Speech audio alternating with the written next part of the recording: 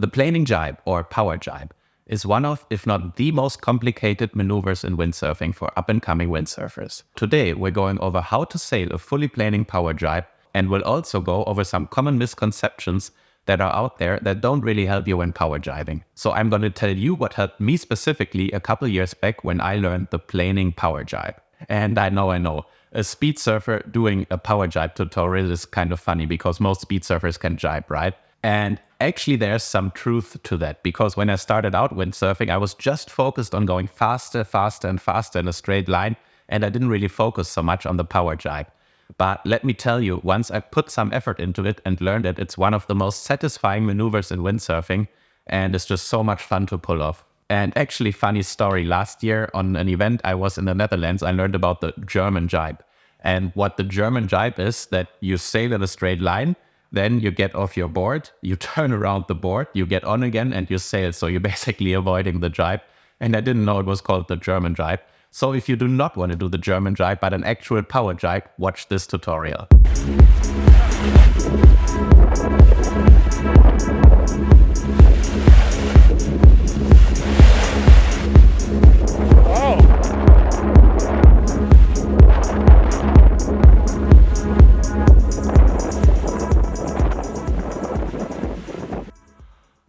Okay, let's get into it. And first of all, before I go into all the specifics, because there's many steps involved in pulling off a good power jibe, the most important tip I can give you guys is you will not learn the power jibe in a day.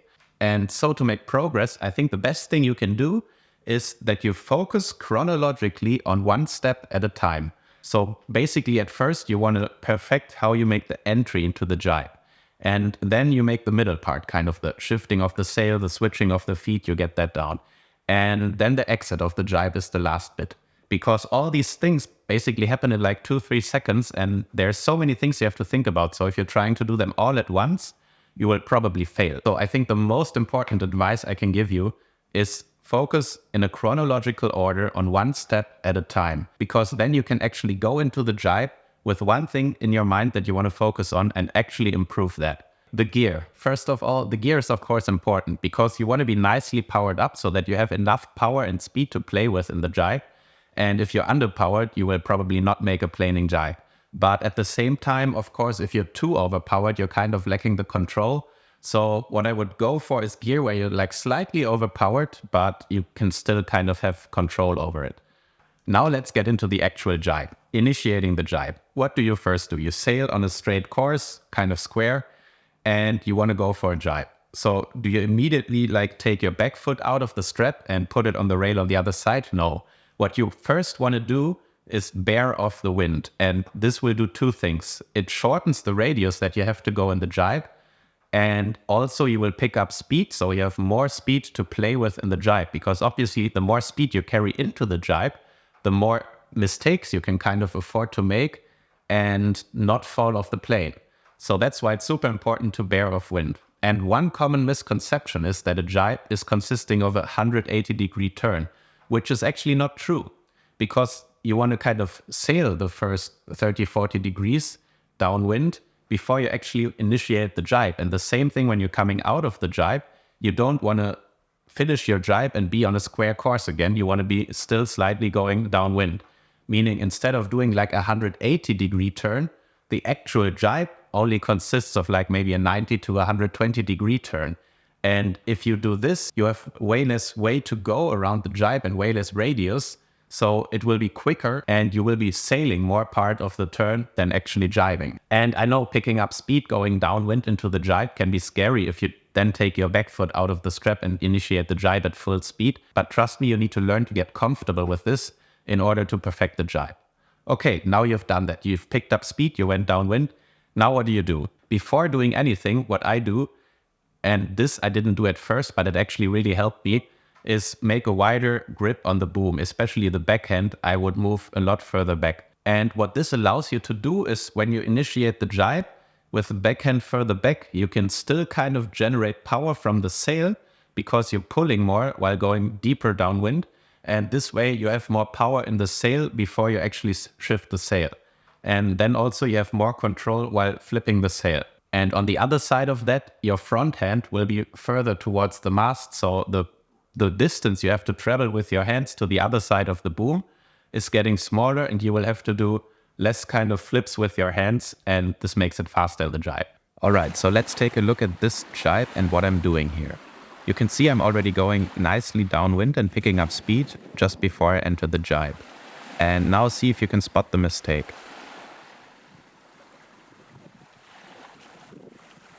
Did you spot it? Well, let's slow it way down so I can explain better. So I'm going nicely downwind, but before I go out of the back foot strap, I should have adjusted my hand position on the boom. And because I didn't do this, you can see now that I need to travel a long way around the boom. And especially here, now you can spot it, I'm releasing my backhand, and this should immediately go on the other side of the sail. But because I didn't adjust the grip before, it's still on the wrong side of the sail. And this is costing me one extra movement and a little bit of time delay that if I adjusted beforehand, I wouldn't need to do and could do a much quicker jibe. Okay, once you've done a wider grip on the boom, then it's time to pull out your back foot out of the back foot strap, and you want to place it basically in between the back foot strap and the front foot strap of the other side of the board on the rail. And yeah, this kind of tip you will find in every tutorial, everything that's written about the Powerjibe, but for me, the most important and what really helped my jibe in the beginning was to focus on bending the knees. And why is it so important that you don't stand straight, but actually bend the knees? Well, if you're just straight on your board, you will hit every piece of chop and will lose a lot of speed. If you bend your knees, your legs become basically springs that absorb the chop. Meaning if you hit a piece of chop, you will not lose so much speed because your legs will kind of absorb it. And I tell you, this is super important to keep the speed and not let the board slow down too much. Obviously also, if you move your back foot out of the back foot strap and onto the rail in between the front and back foot strap, your whole center of gravity on the board becomes more forward. And this will kind of keep the board also flat and more controllable instead of being so far back on the board. Because if you're too far back on the board during the jibe, you will kind of kill the speed as well, because then the tail of the board will drag into the water and you will lose all the speed. But this kind of happens naturally, but it's just something you need to be aware of, that for a good jibe, you want to move the center of your gravity more towards the front on the board. Okay, then the next step. Once you're going fully downwind and you have your back foot out of the foot strap and on the other side of the rail, you want to think about flipping the sail. And here is another misconception that I see in a lot of tutorials or written guides, that you kind of want to let the wind carry around your sail. And while this works in strong wind, it's not the ideal technique to do a planing power jibe. Because think about that, you're going faster than the wind, there is no wind to carry around your sail. And also if you just let the wind carry around the sail, you will lose a lot of time where you're slowing down. So what really helped me perfect my power jibe is to actually give the sail like a push. You want to use some force to kind of force the sail around. And especially in foiling, this is way more important, but also on the fin.